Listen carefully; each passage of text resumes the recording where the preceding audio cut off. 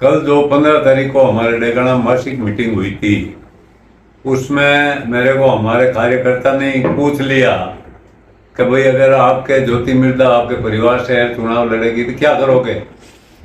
तो मैंने ये जो सारी बातें कही है वो उस रूप में नहीं कही है। मैंने ये कहा है कि भाई मेरा मकसद कहने का यह था कि हनुमान बेनीवाल जब रोज हमारे इलाके में घूमता है, हमारी पार्टी के खिलाफ बोलता है, राजस्थान के मुख्यमंत्री के खिलाफ बोलता है। अभी अभी उसने एक वीडियो जारी किया, देखा होगा आपने। उसने कहा अशोक गहलोत की भाषा आपको समझ में आती है क्या, और वसुंधरा जी को उसने 2 दफे वीडियो में दारूड़ी बताया है। ये ऐसा एक नेता हो गया जो सब आदमियों के खिलाफ बोलता है। वो मेरे डेगाना मीटिंग करता है, डेगाना में आएगा, मैं उसके खिलाफ नहीं जाऊंगा। इतनी हिम्मत मैं भी रखता हूँ कि मैं उसके खिलाफ जाकर उसका नुकसान करूं।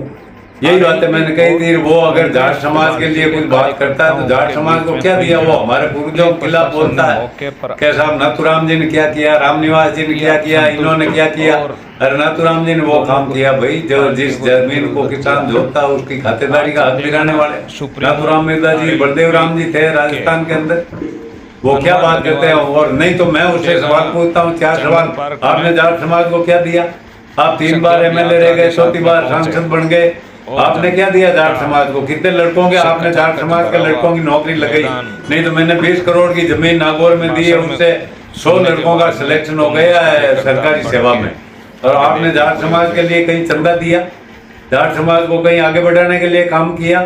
राजस्थान ने आप जाट समाज की अगर ताकत को कम किया तो आपने किया।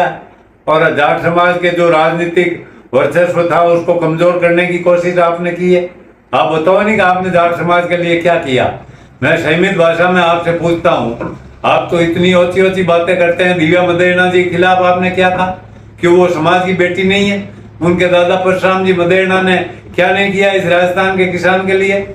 अरे हरीश चौधरी जी के खिलाफ बोलते हो, आप दिव्या मदेरणा जी के खिलाफ बोलते हो, मिर्धा परिवार के खिलाफ बोलते हो। इसलिए मैंने कहा मैं जाऊंगा और डटकर उसका विरोध करूंगा, जितनी मेरी ताकत है उसको लगाऊंगा। और हनुमान बेनीवाल को हराने का काम रिछपाल मिर्धा जितनी ताकत से करेगा करेगा। वो रोज डेगाना में जाता है, अनशन बोलता, उसे यहाँ के लोगों को कहता है कि मैं ऐसे कर दूंगा, ऐसे कर दूंगा। रिछपाल मिर्धा मेरे दबे पाँव मेरे घर आए, मेरे एक बच्चा है और तेरे भी एक बच्चा है।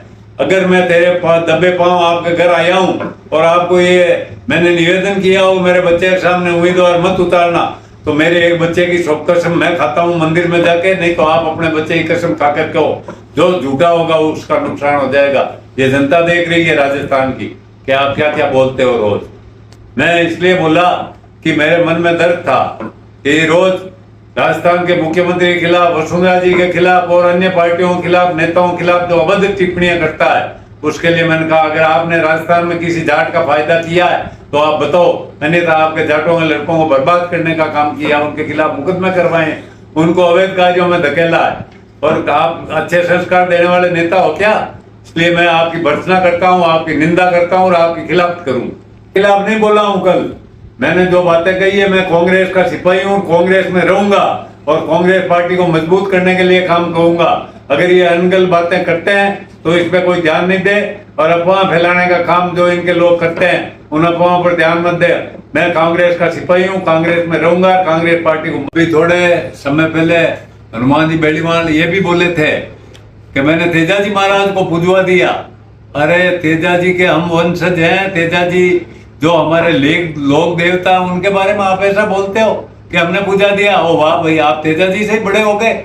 मैं आपको ये जो बातें आप बोल रहे हो ना, ये जाट समाज में सब जगह ये लोगों के बात पहुंचनी चाहिए कि ये बोलते हैं कि मैं तेजा जी को मैंने पूजाया, ये तेजा जी से बड़े हैं।